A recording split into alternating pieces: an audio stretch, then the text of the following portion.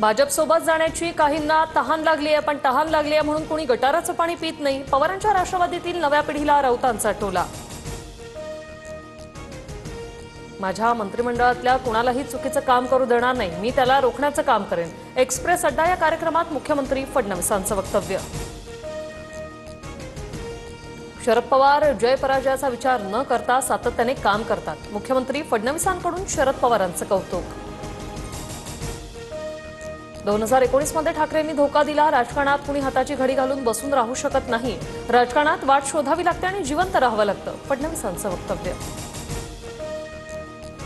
2019 मध्ये भाजपने दगा दिला, त्यांनी चर्चेचे दरवाजे बंद केले. संजय राऊतांचं फडणवीसांना उत्तर. दाऊदसोबत संबंध असणाऱ्यांना मंत्रिमंडळात ठेवल्याचीही राऊतांची टीका.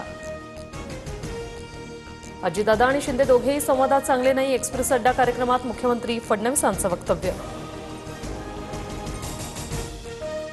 सरकारमध्ये संवाद नाही, तिघांमध्ये संवाद नाही तर फक्त स्वार्थ आहे. फडणवीसांच्या अजित पवार आणि शिंदेंवरील वक्तव्यानंतर वडेट्टीवारांची टीका.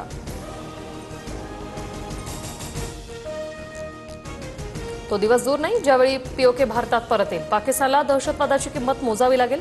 संरक्षण मंत्री राजनाथ सिंह यांचं मोठं वक्तव्य.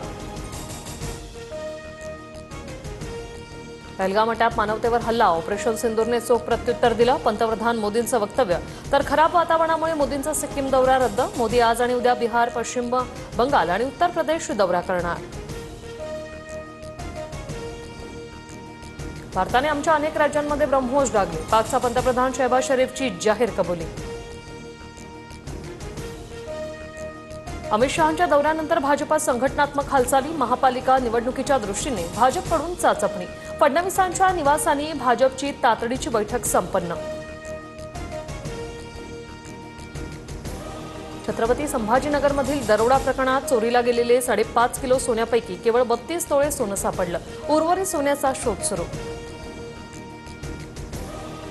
पावसाचं पाणी घरात शिरलेल्यांना 10,000 देणार. राज्यातील नुकसानग्रस्त शेतकऱ्यांना त्वरित धान्य वाटप करणार. अजित पवार यांची माहिती.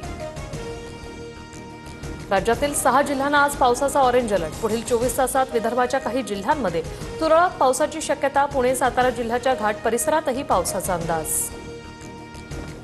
राज्यात जोरदार पावसामुळे फटका. चाळीसगावमध्ये पपईसह कांदा पिकाचं नुकसान. तर जळगावातील 753 गावांना पावसाचा फटका. 10,632 हेक्टरवरील पिकांचं नुकसान. देशभरात 1300 कोरोना रुग्ण. राज्यात 86 नव्या कोरोना रुग्णांची नोंद. मुंबई सर्वाधिक 36 तर पुण्यात 9 कोरोना रुग्ण. राज्यात सध्या कोरोनाचे 383 सक्रिय रुग्ण. वैष्णवीचे नको त्या व्यक्तीसोबत संबंध होते. समोरच्या व्यक्तीनं नकार दिला असेल म्हणून आत्महत्या केली असेल. हगवणे कुटुंबियांच्या वकिलाकडून वैष्णवीच्या चारित्र्यावर शिंतोडे. पोलीस तपास करण्याची शक्यता.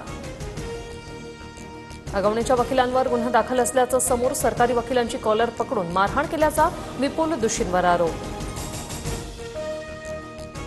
कसपटे परिवाराकडून हगवणेंना चांदीची गौराई देतानाचा व्हिडिओ समोर. लग्नात हुंड्यात कसपटे परिवाराने 7.5 किलो चांदी दिली होती.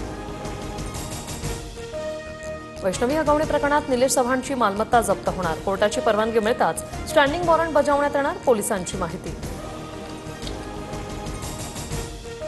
राज्याच्या आदिवासी विभागाचा निधी तिसऱ्यांदा लाडकी बहीण योजनेसाठी वळवला. तर लाडकी बहीण योजनेचा आदिवासी विभागाच्या योजनांवर परिणाम होणार नाही. अशोक उईके यांचं आवाहन.